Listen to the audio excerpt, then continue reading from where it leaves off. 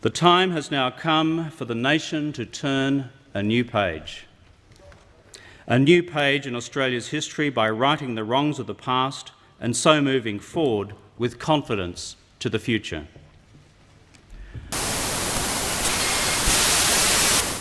It is now more than 13 years since the Australian Prime Minister apologised on behalf of the nation to Australia's Aboriginal and Torres Strait Island people. The crimes that he was apologising for were committed against Australia's First Peoples since colonisation, and they were breathtaking in their racist barbarity. Forced from their land, hunted, poisoned, oppressed, separated from their families, language and culture, and treated as objects to be managed rather than as subjects worthy of consultation and dignity. The Bringing Them Home report, tabled in the National Parliament in 1997, found that in the 60 years from 1910, over 50,000 children were taken from their family and separated from their traditional lands and culture based on their race. The outcome for the children taken was deplorable, with the report finding that many were subject to sexual abuse and exploitation.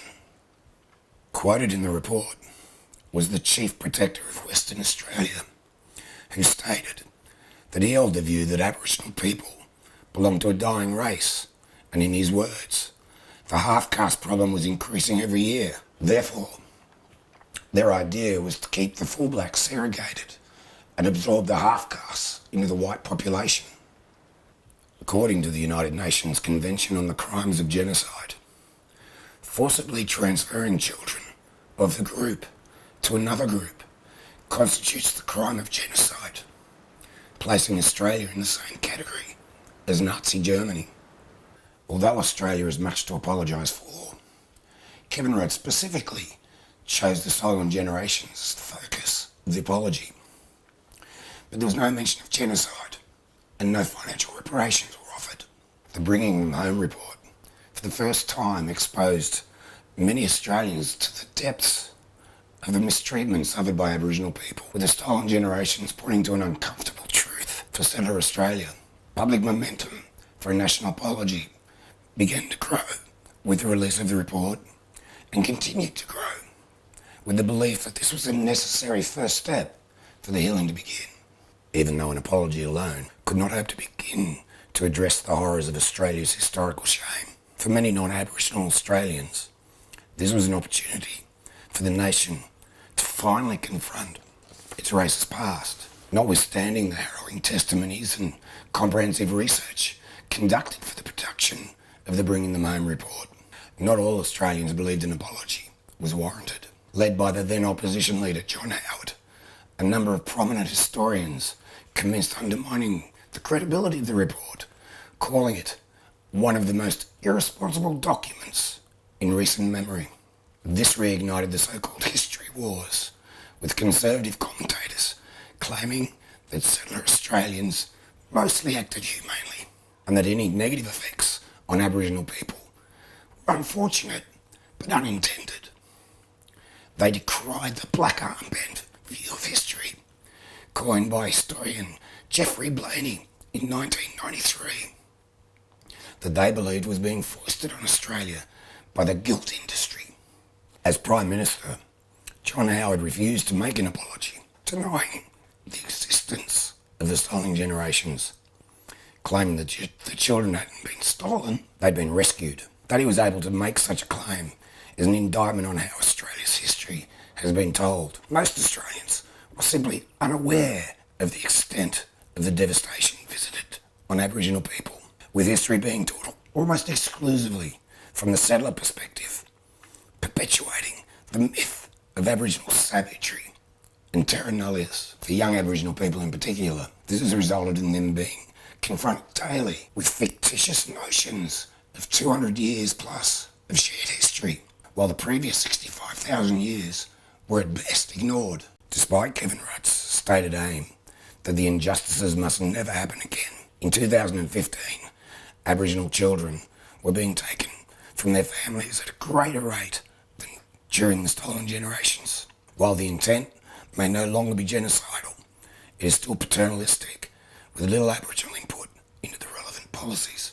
An Australian Institute of Health and Welfare report in 2017 found that the life expectancy gap between Aboriginal and non-Aboriginal Australians was increasing, with only one of the closing gap targets being met, while the rest had, in their words, spectacularly failed.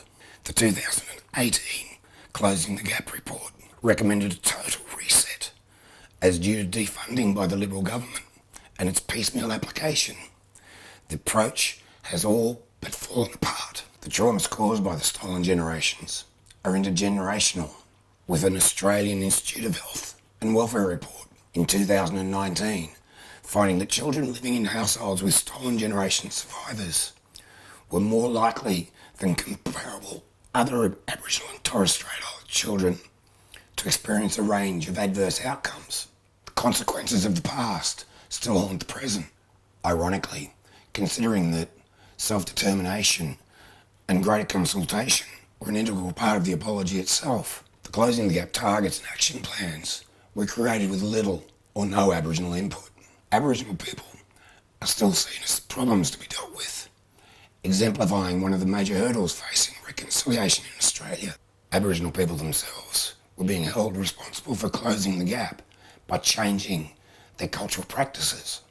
Non-Indigenous Australians are being exonerated from responsibility for the past treatment of Aboriginal people, as any wrongdoing was focused on historical guilt than rather through the prism of how modern Australia was built on the theft of land and subjugation of its original inhabitants. This begs the question, what can be done now? In 2017, delegates to an Aboriginal and Torres Strait Islander referendum convention answered that question by developing the Uluru Statement from the Heart. This is a roadmap designed to provide Australia with a new solution, one that gives Aboriginal people a real voice and agency in their own future. Malcolm Turnbull immediately rejected the statement as too radical, even though most Commonwealth nations have treaties with their Indigenous people that are far more progressive. The treatment of Aboriginal people since colonial settlement has been and remains appalling. That the 2008 apology omitted any reference to genocide indicates that the true horror of the crime committed remains a difficult subject for many Australians to contemplate. The apology, while flawed, was an opportunity for the nation to begin to address the stain on its soul that has been caused by its treatment of its First Peoples. That it hasn't been successful, even due to its unlimited scope, is due to the bad faith of successive Liberal governments, aided and abetted by conservative commentators. This is exacerbated by the lack of acceptance of how the horrors of the past are still visited in the present, and the ongoing paternalistic attitude shown by the federal government towards Aboriginal people. Many Australians are still unaware of the truth of Australia's settler story, and this can only be addressed by honest scrutiny of the past.